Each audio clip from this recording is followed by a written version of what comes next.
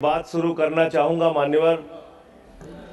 हमारे कुछ दोस्त जो कभी इधर हुआ करते थे अब वो उधर चले गए हैं, उनके लिए चंद पंक्तियों से अपनी बात शुरू करूंगा कि कैसा ये हादसा है मेरी जिंदगी के साथ, कैसा ये हादसा है मेरी जिंदगी के साथ, मैं हूं किसी के साथ, मेरा दिल किसी के साथ।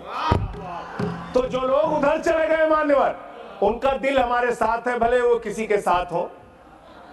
मान्यवर, इस बजट का बहुत ढोल पीटा जा रहा है कि बड़ा क्रांतिकारी, बड़ा अच्छा बजट, बड़ा विकसित भारत का बजट है। ये बजट क्या है मान्यवर?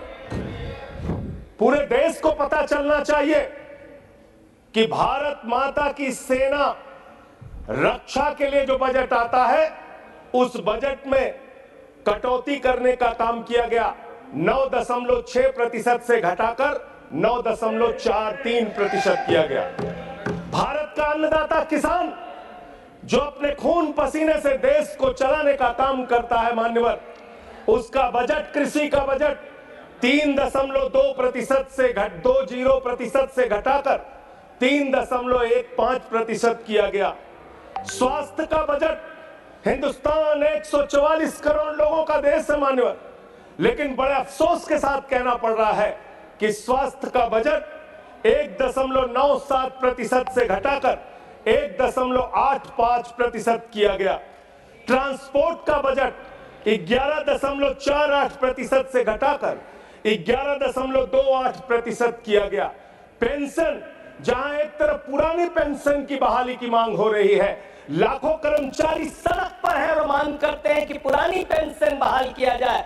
इस सरकार ने पेंशन का बजट 5.20% से घटाकर 5.04% करने का काम किया। एनर्जी का बजट 2.10% से घटाकर 1.42% करने का काम किया। वैज्ञानिक विभाग का बजट 0.7% से घटाकर 0.6% करने का काम किया। फूड सब्सिडी का बजट 4.38% से घटाकर 4.25% करने का काम किया। नॉर्थ ईस्ट के विकास का बजट, मणिपुर की तो चर्चा आपने नहीं की, लेकिन नॉर्थ ईस्ट के विकास का बजट आपने 0.13% से घटाकर 0.12% करने का काम किया। सामाजिक कल्याण, जिसमें आपका बिल्कुल यकीन नहीं है, उसका भी बजट आपने घटाया। 1.22% से घटाकर 1.17% करने का काम किया। आपने फर्टिलाइजर का, खाद का बजट 3.88 से घटाकर 3.4% करने का काम किया और फूड सब्सिडी आपने घटाने का काम किया। ये है आपके विकसित भारत के खोखले बजट की सच्चाई। हर वर्ग को आपने चोट पहुंचाने का काम किया मान्यवर। आप कहते हैं आप दुनिया की 5वीं बड़ी अर्थव्यवस्था है, 5वीं बड़ी अर्थव्यवस्था है। अरे ये तो सच्चाई बताइए कि ये 5वीं बड़ी अर्थव्यवस्था किसके लिए है? आपने चंद पूंजीपतियों का 16 लाख करोड़ रुपए माफ किया। ये इस देश की सच्चाई है। आपने 16 लाख करोड़ रुपए पूंजीपतियों का माफ किया। आपने 14 देश के प्रधानमंत्रियों ने जितना कर्जा लिया, उससे दोगुना कर्जा अकेले आपकी सरकार ने लिया। आपने 150 लाख करोड़ रुपए कर्जा लेने का काम किया, देश को कर्ज में डुबाने का काम किया। मान्यवर, मैं बताना चाहता हूं इस सरकार से किन किन वर्गों को उम्मीद थी। इस सरकार से उम्मीद थी देश के अन्नदाता किसानों को कि आप एमएसपी दोगुना करेंगे। आपने एमएसपी दोगुना नहीं की, आपने किसानों की फूड सब्सिडी का काटने का काम किया, फर्टिलाइजर सब्सिडी काटने का काम किया, कृषि क्षेत्र को देने वाले बजट को खत्म करने का काम किया। बेरोजगारों को उम्मीद थी, 10 साल में आपने कहा था मान्यवर 20 करोड़ नौकरियां देंगे। 20 करोड़ नौकरियां आपने नहीं दी। फिर नौजवानों ने कहा नौकरी दो, नौकरी दो। फिर आपने कहा पकौड़ा तल लो, पकौड़ा तल लो। फिर आपने कहा पान की दुकान लगा लो, पान की दुकान लगा लो। फिर आपने कहा 4 साल की नौकरी कर लो, सेना में 4 साल की नौकरी। मैं मान्यवर आपके माध्यम से भारत के प्रधानमंत्री से बड़ी विनम्रता पूर्वक पूछना चाहता हूं, देश के प्रधानमंत्री को 73 साल की उम्र में तीसरी बार प्रधानमंत्री बनना है, लेकिन किसान का बेटा नौजवान सेना में 4 साल की नौकरी करेगा, ये भेदभाव क्यों है? मैं पूछना चाहता हूं मान्यवर, आपके माध्यम से इस सरकार से जानना चाहता हूं, अगली योजना क्या आएगी आपकी? आप कह रहे हो इंटर्नशिप योजना, ट्रेनिंग योजना, 5,000 रुपए की ट्रेनिंग ले लो, 5,000 रुपए की ट्रेनिंग ले लो। मान्यवर, 5,000 रुपए की ट्रेनिंग 500 बड़ी कंपनियों में आप देंगे। मुझे भारत की 100 कंपनियां आप बता दीजिए जिसमें एक कंपनी में आप 4,000 ट्रेनी रख सकते हैं।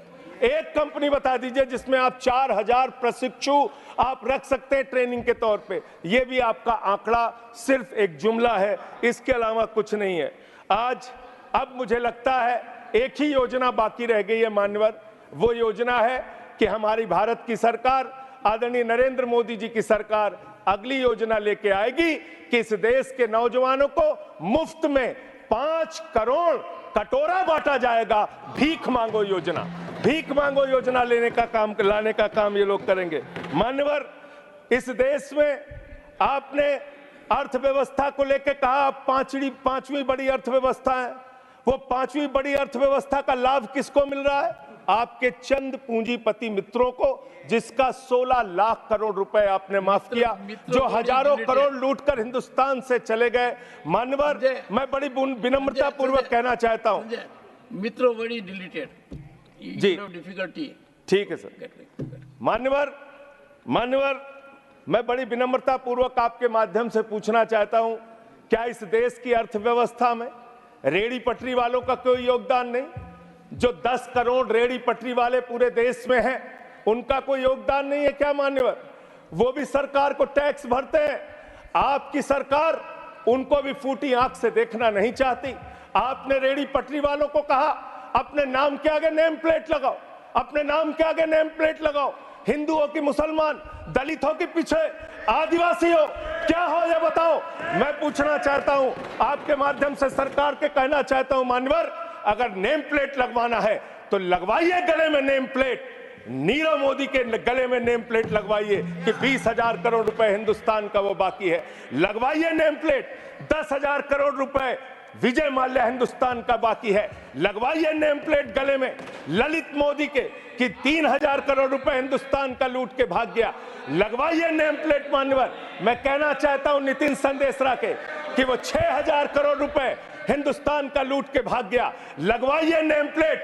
अडानी के कि 2.5 लाख करोड़ रुपए का कर्जा आपने एक आदमी को दे रखा है, लगवाइए नेम प्लेट उन पूंजीपतियों को जिन्होंने हिंदुस्तान की बैंकों को खाली करने का काम किया। मान्यवर एक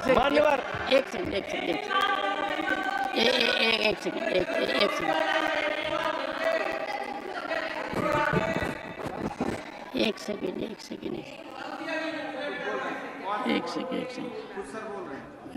honourable member, and you are a senior person, Sanjay ji, you are a senior person।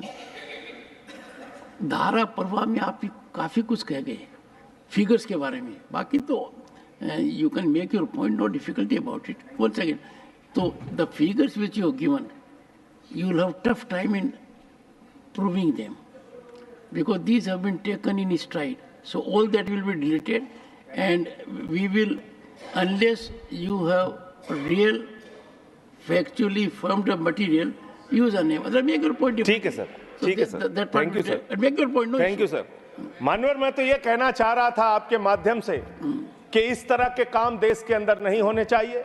Bharat एक धर्मनिरपेक्ष राष्ट्र है और हम जानते हैं अपनी सामाजिक व्यवस्था में, मैं जानता हूं इनके मन में दर्द होगा मान्यवर, अभी चुनाव हारे हैं ये उत्तर प्रदेश में, तो वहां पर अगर कोई बोर्ड लगाएगा जाटव ढाबा, एक सेकंड, जाटव ढाबा कोई लगाएगा, कोई अपने ढाबे के आगे अगर वाल्मीकि ढाबा लिखेगा तो आप लोग उसके यहाँ खाने नहीं जाओगे। मैं जानता हूं आपकी मानसिकता।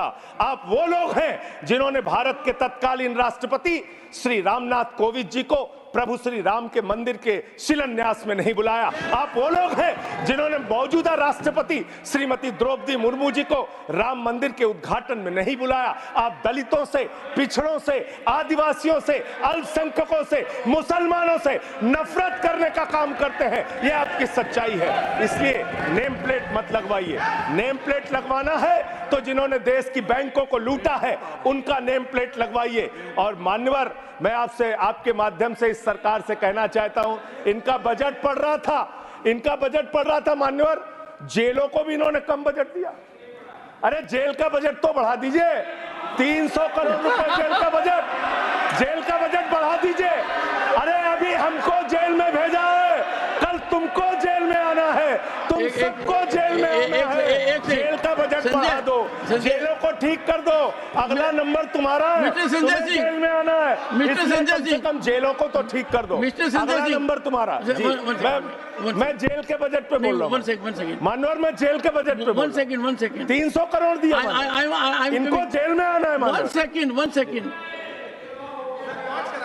सदन के नेताजी से मैं अनुरोध करूंगा कि ये बहुत मार्मिक अपील है जेल का बजट बढ़ाने के लिए, और इस पर आप गौर फरमाइए। धन्यवाद सर, धन्यवाद सर। ठीक है ना, धन्यवाद सर। एक पृष्ठभूमि भी है मान्यवर, इसका ध्यान रखा जाएगा।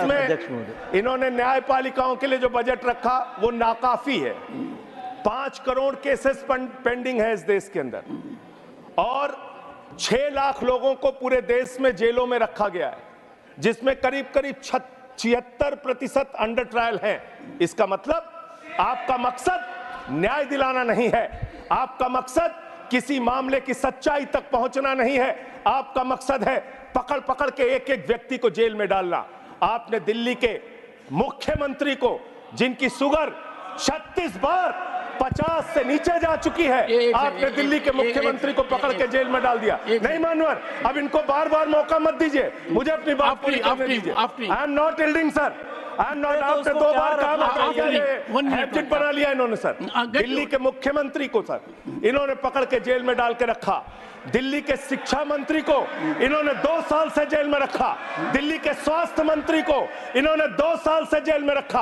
आप एक एक विपक्ष के नेता को पकड़ पकड़ के जेल में डालते हैं। हेमंत सोरेन को मुख्यमंत्री को जेल में आपने रखा, संजय रावत को जेल में रखा, अनिल देशमुख को जेल में रखा, सबको पकड़ पकड़ के आप जेल में रखते हैं। बंगाल के 3 मंत्रियों को आपने पकड़ के जेल में रखा। आपका मकसद ट्रायल कराना नहीं, न्याय दिलाना नहीं, आपका मकसद हम लोगों को पकड़ के जेल में रखना है। जितना जेल में डालोगे, मैं आपसे कहना चाहता हूं, जितना जेल में डालोगे उतना गर्त में जाओगे। जिसने भी ये राजनीति की है उसका समापन हो गया है। अभी 240 पे पहुंचे हो, कल 24 पे पहुंचोगे, इसके बाद 2 पे भी आओगे। मैं तो 1-2 मिनट और मैं बस कह के अपनी बात खत्म करूंगा, मेरे टाइम में से उसको काट लीजिएगा। मान्यवर, भेदभाव की बात, सबसे भेदभाव इनको करना है। मुसलमानों से भेदभाव, सिखों से भेदभाव, ईसाइयों से भेदभाव, दलितों से भेदभाव, पिछड़ों से भेदभाव, और अब राज्यों से भेदभाव, राज्यों से भी भेदभाव, महिलाओं से भेदभाव, राज्यों से भेदभाव। क्या भेदभाव किया सर इन्होंने? 2,32,000 करोड़ रुपए, 2,32,000 करोड़ रुपए दिल्ली के लोगों ने सरकार के केंद्रीय खजाने में टैक्स के रूप में दिया, जीएसटी और इनकम टैक्स के रूप में। बदले में हमको कितना मिलता है? 0।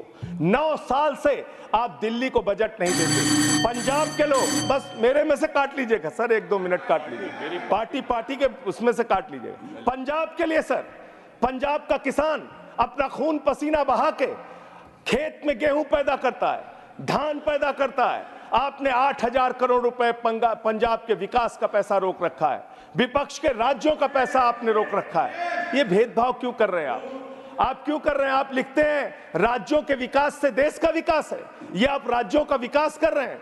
एक एक करके टारगेट करके विपक्षी राज्यों के साथ आपने भेदभाव करने का काम किया। और अंत में कोई मुझे कह रहा था सारे बजट कम किए, शिक्षा के बजट को भी आपने कम कर दिया।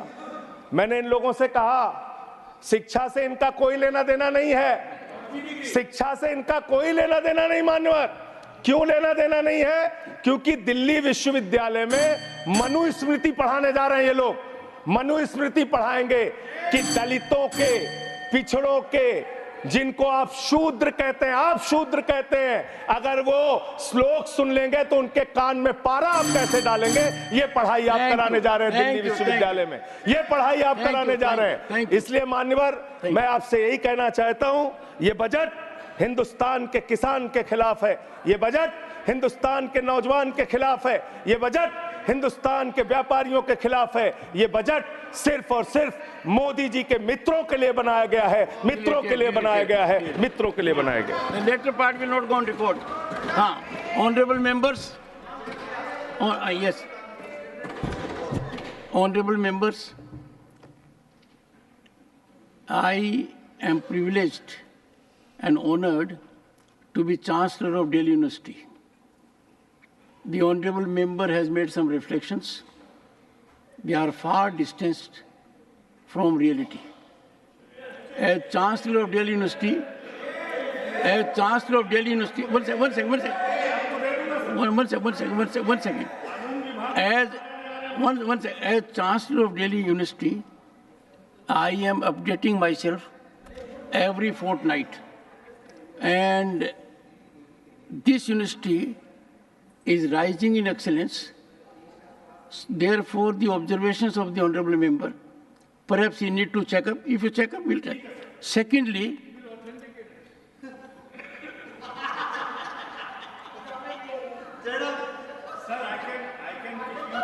नहीं. Suno. Sanjay, you are not an issue now. Jairam is trying to ridicule, make it a farcical situation for chairman's well-meaning observation that in this house we must use information which a member must be prepared to authenticate. Now it is his mindset, in spite of his long career and ministerial background, that a member should be so engaging. क्या बैठ जाए? बैठो आप। Please बैठिए। हाँ बोलिए चोटा please continue बोलिए। सर पिछले 10 सालों में टैक्स लगा कर सरकार ने एक देश के आम आदमी का खून चूस लिया। अब आप मानिए आप 10 रुपए कमाते हैं, उसमें से 3 साढ़े 3 रुपए आप इनकम टैक्स के माध्यम से दे देते हैं, 2 रुपए 2.5 रुपए जीएसटी आपका चूस लेता है, 1.5-2 रुपए आपका कैपिटल गेन टैक्स लगता है, सेस सरचार्जेस 1-1.5 रुपए के लग जाते हैं, तो मात्र 10 रुपए में से 7-8 रुपए तो सरकार के खजाने में चला जाता है। तो आम इंसान को मिलता क्या है, आम आदमी को मिलता क्या है? और सरकार जो हमसे इतना टैक्स लेती है उसके बदले में सरकार हमें देती क्या है? कौन सी ऐसी अंतर्राष्ट्रीय सेवाएं, world class health care, education, transport सुविधाएं सरकार बदले में देशवासियों को देती है? मैं ये भी पूछना चाहता हूं। इसीलिए आज मुझे ये कहने में बिल्कुल भी गुरेज नहीं है that sir we in India today pay taxes like England to get services like Somalia. Sir मैं अपने इस भाषण को सर 2 भाग में बांटूंगा। पहले भाग में मैं सर सरकार की इतनी दुर्दशा 2024 के चुनावों में क्यों हुई और आज की आर्थिक स्थिति क्या है उस पर बात करूंगा, और दूसरे भाग में कुछ सुझाव भी सरकार को दूंगा। सर पहले 2019 में भारतीय जनता पार्टी की 303 सीटें थी। देश की जनता ने उन सीटों पर 18% जीएसटी लगाकर इनको 240 सीटों पर ला खड़ा किया। सर इसके कई कारण बताए जाते हैं। कोई कहता है कि धर्म का कार्ड नहीं चला, कोई कहता है जातीय कारण है, तो कोई कहने लगता है कि टिकट डिस्ट्रीब्यूशन में कमी रही। सर ये सब ऊपरी कारण है। मैं 3 कारण बताता हूं जिस वजह से भारतीय जनता पार्टी की ये दुर्दशा हुई। पहला कारण है इकोनॉमी, दूसरा कारण है इकोनॉमी, और तीसरा कारण भी है इकोनॉमी। सुनिए प्लीज, ये सर मैं बैठ जाता हूं। ये राष्ट्रपति के अभिभाषण पर चर्चा नहीं है, ये आम बजट पर चर्चा है। माननीय राघव चड्ढा जी आपस में बात नहीं करें। माननीय राघव चड्ढा जी, ये राष्ट्रपति के अभिभाषण पर चर्चा नहीं है, ये आम बजट पर चर्चा। बोलिए आप। सर बजट पे आप बोलो। आप बजट पर बोलिए, आम बजट। सर अगर आपने मेरी पूरी बात सुनी होती तो शायद इतनी आपत्ति इन लोगों को ना होती। सर मैं यही कहना चाह रहा हूं कि कई कारण बताए जाते हैं चुनावी हार के, लेकिन मेरे मुताबिक 3 महत्वपूर्ण कारण है। पहला कारण इकोनॉमी, दूसरा कारण इकोनॉमी और तीसरा कारण भी इकोनॉमी। मैं इकोनॉमी की बात कर रहा हूं, चुनावों की बात नहीं कर रहा सर। पहला कारण, सर मैं बैठ जाता हूं सर, इनको चिल्लाने दीजिए, मैं बैठ जाता हूं सर। माननीय सदस्य बैठिए। जब आपका समय आए तो आप बता देना दिल्ली में कैसे आ रहे, अभी उनको बोलने दीजिए। बोलिए बंद। अभी उन्होंने बना दिया है। बोलिए। सर पहला कारण हार का है rural income and inflation. Sir Bharat की 60% से ज्यादा आबादी सर गांव में बसती है, लेकिन आज सर सर ये ठीक नहीं है सर। इनकी तबीयत खराब है, इनके पेट में क्यों दर्द हो रहा है? इनकी तबीयत खराब है, क्या दिक्कत है? इनके पेट में दर्द हो रहा है, इनकी तबीयत खराब है क्या सर? आज आप बैठिए, बैठ जाए माननीय सदस्य, कृपया बैठ जाए मन, कृपया बैठिए।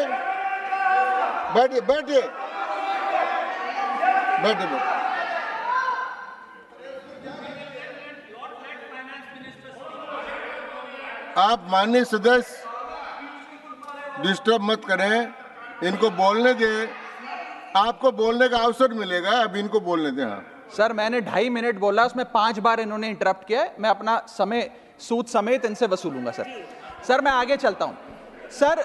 इस देश में सर पहला मेरा कारण था, ब्याज की आदत ठीक नहीं है सर।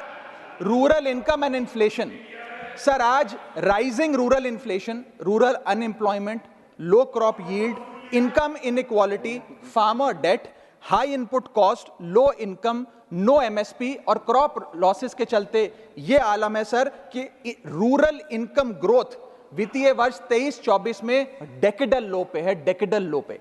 और सर इसी के साथ साथ किसानों की आय दुगना करने का वादा था, स्वामीनाथन कमीशन के अनुसार एमएसपी देने का वादा था।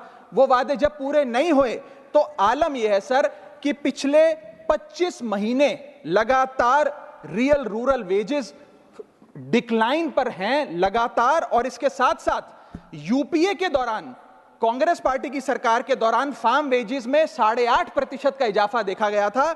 एनडीए 1 के दौरान 3% और एनडीए 2 के दौरान -0.6% का इजाफा देखा गया, यानी कि रूरल वेजेस गिरती जा रही हैं। सर मैं ऐसे साधारण भाषा में समझाता हूं सर 2014 में एक दिहाड़ी मजदूर एक दिन की अपनी दिहाड़ी से 3 केजी अरहर की दाल खरीद सकता था सर आज वही दिहाड़ी मजदूर वर्ष 2024 में एक दिन की दिहाड़ी से 1.5 केजी अरहर दाल खरीद पा रहा है, यानी कि महंगाई भी बढ़ रही है और उसकी आमदनी भी घट रही है।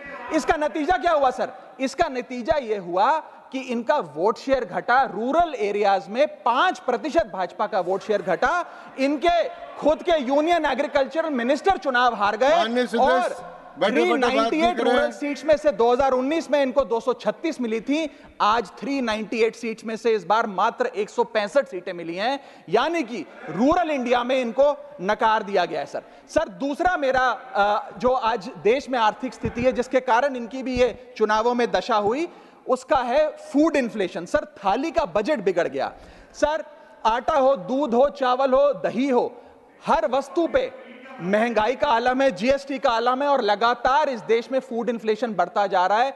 9 से 9.5% के लगभग आसपास फूड इन्फ्लेशन मंडरा रही है सर इस देश में। और मैं पूछना चाहता हूं सरकार से कि वो कमोडिटीज जिसमें हम सेल्फ सफिशिएंट थे, वो कमोडिटीज जिसमें हम एक्सपोर्ट किया करते थे, उसमें कैसे महंगाई घुस गई? और अगर वो कमोडिटीज भी महंगी हो गई हैं तो उसका फायदा किसान को क्यों नहीं मिलता? वो सारा पैसा जा कहां रहा है? ये एक बड़ा महत्वपूर्ण सवाल है सर। आटा 2014 में 21 रुपए प्रति केजी बिका करता था, आज 42 रुपए प्रति केजी हो गया है। दूध 30 रुपए प्रति लीटर के आसपास बिका करता था वर्ष 2014 में, आज 2024 में 70 रुपए प्रति लीटर बिकता है सर। देसी घी 2014 में 300 रुपए प्रति केजी पे बिका करता था, आज 2024 में 675 रुपए प्रति केजी बिकता है। अरहर की दाल 80 रुपए प्रति केजी बिका करती थी 2014 में, आज 230 रुपए प्रति केजी बिक रही है। और न जाने कितनी वस्तुओं के दाम आसमान छू रहे हैं सर। और अगर यही रफ्तार रही महंगाई की तो जितनी रफ्तार से 303 से 240 पर आए हैं, उससे तेज रफ्तार से 240 से 120 पर आएंगे सर ये लोग। सर रीजन इज अनएम्प्लॉयमेंट, यानी कि बेरोजगारी। सर, इनफॉर्मल सेक्टर हो या फॉर्मल सेक्टर हो, अनऑर्गेनाइज सेक्टर हो या ऑर्गेनाइज सेक्टर हो, हर जगह अनएम्प्लॉयमेंट है। और CMAI की रिपोर्ट यह बताती है कि अनएम्प्लॉयमेंट दर ऑर्गेनाइज सेक्टर की इस देश में 9.2% है। अनऑर्गेनाइज सेक्टर की तो बात ही भूल जाइए, ऑर्गेनाइज सेक्टर की अनएम्प्लॉयमेंट दर 9.2% है। और हम लोग अपने देश के ह्यूमन रिसोर्सेज को किस कागार पे लाकर खड़ा कर दिया है, उसका आलम देखिए। सर, उत्तर प्रदेश सरकार के सचिवालय में PN की पोस्ट के लिए 368 नौकरियां निकली, 23 लाख लोगों ने उसके लिए आवेदन पत्र दिए। इंडियन रेलवेज के ग्रुप डी एम्प्लॉइज में 63,000 पोस्ट निकली, उसके लिए 2.5 करोड़ लोगों ने आवेदन पत्र दिए। 2.5 करोड़ ऑस्ट्रेलिया की आबादी से भी ज्यादा है। Sir 9,900 constable post Bihar police निकालती है, उसके लिए 11 लाख आवेदन पत्र आते हैं। और सर, सारी चीजें छोड़िए, महाराष्ट्र सचिवालय के कैंटीन में 12 वेटरों को भर्ती करने के लिए जब आवेदन पत्र मांगे गए तो 7,000 लोगों ने आवेदन पत्र दिए, जिसमें कई पोस्ट ग्रेजुएट्स और ग्रेजुएट्स भी शामिल थे। सर, यह बेरोजगारी का आलम है। चौथा, की सेक्टर स्टैग्नेशन। जितने की सेक्टर्स हैं इस देश में, कंस्ट्रक्शन हो, ट्रेड हो, जो इंप्लॉयमेंट क्रिएट करते हैं, उसमें एक स्टैग्नेशन आता जा रहा है। और इंडस्ट्री का इन्वेस्टमेंट जिसे कहते हैं ग्रॉस फिक्स्ड कैपिटल फॉर्मेशन, वो लगातार घटती जा रही है। और मुझे बताते हुए दुख है कि न्यू प्राइवेट इन्वेस्टमेंट वित्तीय वर्ष 24-25 के पहले क्वार्टर में 25 ईयर लो पर आ खड़ी है, यानी कि निवेश नहीं कर रही है इंडस्ट्री आज भारत देश की। सर, पांचवा कारण है गिरती हुई पर कैपिटा इनकम, यानी कि प्रति व्यक्ति आय। देश के 12 राज्यों में लगातार पर कैपिटा इनकम घटी, उन 12 में से 9 राज्यों में भारतीय जनता पार्टी का वोट शेयर भी घटा। छठा कारण, decline in financial savings and rising debt burden on the Indian household, यानी कि एक औसतन भारतीय परिवार का कर्ज बढ़ता जा रहा है और उसकी सेविंग्स घटती जा रही हैं। फाइनेंशियली हम लोग फ्रेजाइल होते जा रहे हैं। और ये रिजर्व बैंक ऑफ इंडिया के गवर्नर ने खुद कहा कि सेविंग्स बैंक अकाउंट खातों में से सेविंग्स गायब होती नजर आ रही हैं। हमारा net financial savings to GDP ratio वो घट रहा है, हाउस होल्ड सेविंग्स हो वो घट रही हैं, और लगातार सेविंग्स में डिक्लाइन देखा गया। और मैं सिर्फ बुराई नहीं करना चाहता, मैं सुझाव भी देना चाहता हूं। मैं आने वाले अपने भाषण के भाग में 8-10 महत्वपूर्ण सुझाव भी सरकार के लिए लाया हूं। देश हित में, देश की अर्थव्यवस्था के हित में सुझाव देना चाहता हूं। पहला सुझाव, index minimum wages with inflation, यानी कि न्यूनतम मजदूरी आय को बढ़ती महंगाई के साथ जोड़िए। Ma'am, inflation erodes purchasing power. Inflation वो महंगाई वो दीमक है जो आपकी परचेजिंग पावर, आपकी संपत्ति को खा जाती है। इसीलिए आज मैं कहना चाहता हूं कि जैसे बेल्जियम जैसे देशों ने ऑटोमेटिक इंडेक्सेशन ऑफ वेजेस लागू किया है, उसी प्रकार हमारे देश में भी मिनिमम वेजेस की ऑटोमेटिक इंडेक्सेशन होनी चाहिए। और यहां मैं बताना चाहूंगा कि मेरे नेता अरविंद केजरीवाल जी ने, हमारी आम आदमी पार्टी की सरकार ने देश में सबसे ज्यादा मिनिमम वेजेस दिल्ली में देने का काम किया। दूसरा मेरा महत्वपूर्ण सुझाव, rework the agricultural pricing formula, यानी कि जब किसान खुले बाजार में अपनी फसल बेचने जाता है मैम, तो वहां पर एक मिनिमम रिजर्व प्राइस होना चाहिए, यानी कि उस प्राइस के नीचे किसान की कमाई नहीं होगी, किसान को उस रेखा के नीचे का दाम नहीं मिलेगा। इससे प्राइस वोलेटिलिटी से किसान बचेगा, इकोनॉमिक सिक्योरिटी किसान को मिलेगी और प्रोडक्शन में कंटिन्यूटी रहेगी। मेरा तीसरा सुझाव, legal guarantee to MSP in accordance with Swaminathan commission report. Swaminathan commission report की बात सुनते सुनते कि हम लागू करेंगे, मेरे भी बाल पक गए हैं, लेकिन आज तक लागू नहीं हुआ। मैं अनुरोध करूंगा सरकार से कि उस लीगल गारंटी को देश के किसान को सौंपे। चौथा और बहुत महत्वपूर्ण, हाथ जोड़कर विनती करना चाहूंगा, restore indexation on long term capital gain. Ma'am, पूरे दुनिया में इन्वेस्टर्स को इन्वेस्टमेंट्स करने के लिए, प्रमोट करने के लिए इंसेंटिवाइज किया जाता है। इस देश में इंडेक्सेशन हटाकर हम इन्वेस्टर क्लास को डिसइंसेंटिवाइज कर रहे हैं इन्वेस्ट करने के लिए। इंडेक्सेशन हटाना टैक्स लगाना नहीं है, इन्वेस्टर्स को पीनलाइज करने जैसा है। मैडम, मैं बताना चाहता हूं, inflation ravages the value of money. पैसे को खा जाता है इन्फ्लेशन, इसीलिए हम कॉस्ट ऑफ एक्विजिशन को इंडेक्स कर कैपिटल गेन टैक्स की कैलकुलेशन करते हैं। और जो लोग खुश हैं आज कि कैपिटल गेन टैक्स को 20% से घटाकर 12.5 कर दिया है, उनके लिए मैं एक उदाहरण लाया हूं। इस उदाहरण के माध्यम से हम समझ जाएंगे कि कैसे इंडेक्सेशन हटाना इस देश के इन्वेस्टर को एक बहुत बड़ी उसकी जेब पे डाका डालने जैसा है। मैडम, फर्ज करिए कि 2001 में आपने 1 करोड़ रुपए का एक मकान खरीदा, वो मकान की दर 6% के हिसाब से बढ़ती गई उसकी वैल्यू, और आज वो मकान जो 1 करोड़ का आपने 2001 में खरीदा था, वो आज 4 करोड़ 17 लाख रुपए का हो गया।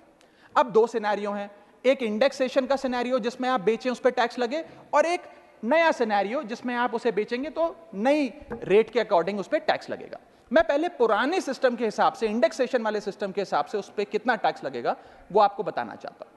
आज वो मकान जो आपने वर्ष 2001 में 1 करोड़ का खरीदा था, वो आप 4 करोड़ 17 लाख रुपए का बेचती हैं, तो आपकी सेल प्राइस 4 करोड़ 17 लाख, लेकिन आपकी purchase price, inflation adjusted indexed purchase price 1 crore नहीं, लगभग 3 करोड़ 60 लाख के आसपास आती है।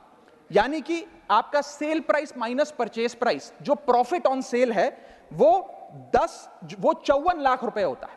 उस 54 लाख रुपए पर 20% के अकॉर्डिंग आप पे टैक्स लगता है। यानी कि इंडेक्सेशन वाले फॉर्मूले से आपको कुल टैक्स 10,80,000 रुपए देना पड़ता है। मैं राउंड ऑफ करके 11 लाख रुपए कहता हूं।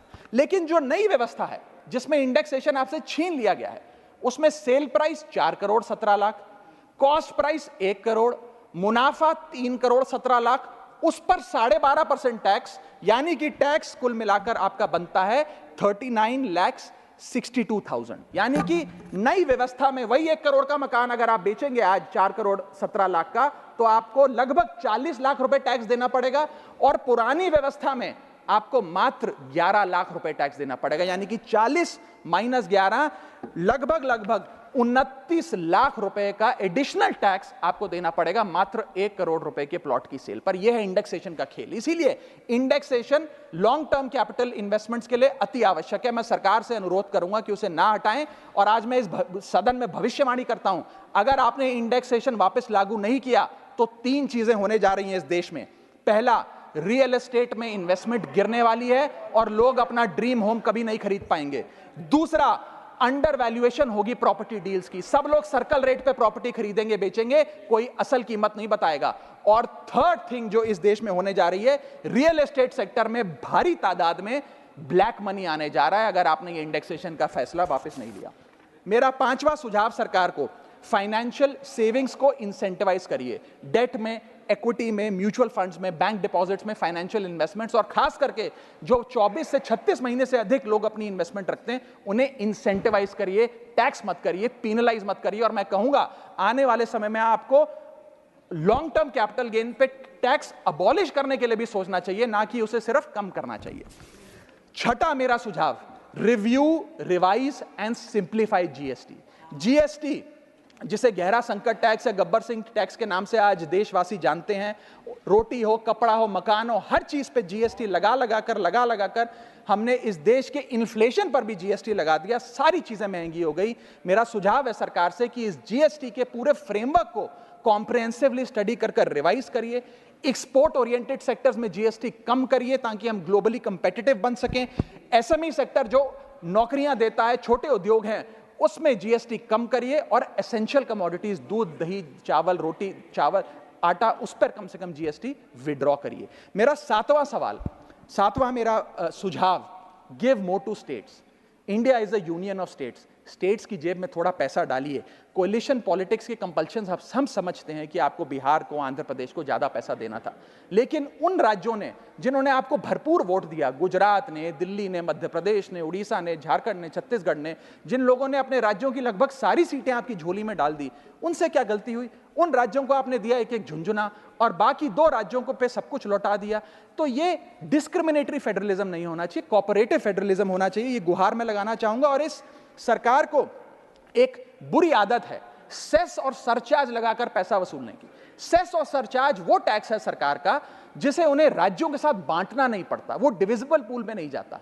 इसीलिए सरकार सेस और सरचार्ज लगा लगाकर आम आदमी से पैसा वसूलती है। मैडम, अगर केंद्र सरकार 100 रुपए कमाती है तो उसमें से 18 रुपए सेस और सरचार्ज के जरिए कमाती है, यानी कि मात्र 82 रुपए, 100 में से 18 हटा दीजिए, 82 रुपए डिविजिबल पूल में जाता है जो राज्यों में बांटा जाता है।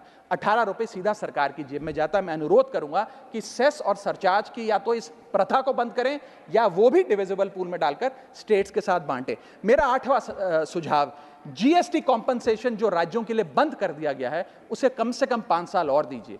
कई ऐसे राज्य हैं, तमिलनाडु है, महाराष्ट्र है, पंजाब है, गुजरात है, जिनकी अर्थव्यवस्था आज जीएसटी कॉम्पनसेशन के पैरों पे खड़ी हुई है, जो आज हमारे बजट का 10 से 15% हिस्सा इनकम का जीएसटी कॉम्पनसेशन से आता है। मैं अनुरोध करना चाहूंगा सरकार से कि कम 5 साल और जीएसटी कॉम्पनसेशन देकर इन राज्य सरकारों की मदद की जाए। और अंत में बस मैं यही अपनी बात बोलकर खत्म करूंगा मैडम, कि इस बजट ने टैक्स बढ़ा बढ़ाकर इस देश के आम आदमी के खून चूसने का काम किया। मैं अनुरोध करूंगा कि डायरेक्ट टैक्स हो या इनडायरेक्ट टैक्स हो, इस पूरी व्यवस्था पे एक बार फिर से गौर फरमाया जाए। जो मैंने शुरुआत में कहा था उसे दोहराऊंगा, हम 10 रुपए अगर कमाते हैं तो उस पे 3-3.5 रुपए इनकम टैक्स लगता है, उस पे 2 से 2.5 रुपए जीएसटी खा जाता है, 1.5 रुपए का कैपिटल गेन टैक्स लगता है, आधे पैसे का सरचार्ज और सेस लगता है, यानी कि 10 रुपए में से 6 से 7 रुपए सरकार की जेब में चले जाते हैं। यानी कि अगर आप साल में 10 रुपए कमा रहे हैं तो 7 से 8 महीने की जो आपकी कमाई है वो सरकार ले जाती है, मात्र 3-4 महीने की कमाई आपकी जेब में आती है, और उस पर भी अन्य प्रकार के टैक्स लगते हैं। और उसके बदले में हमें कोई सुविधाएं नहीं मिलती है, ना ट्रांसपोर्ट, ना हेल्थ केयर, ना कोई इंफ्रास्ट्रक्चर, कोई ऐसे जैसे और बड़े बड़े विकसित देशों में, United states of America, United kingdom, European countries में जो हाई टैक्स रिजीम्स मानी जाती हैं, उनमें नागरिकों को सुविधा दी जाती है, लेकिन उसके बदले में दिल्ली में, हिंदुस्तान में, देश भर में कोई ऐसी सुविधा केंद्र सरकार नहीं देती है। इसीलिए यह कहा जाता है that we impose taxes like the Europeans do to get services like sub Saharan countries. मैं अनुरोध करूंगा सरकार से कि इस टैक्स पे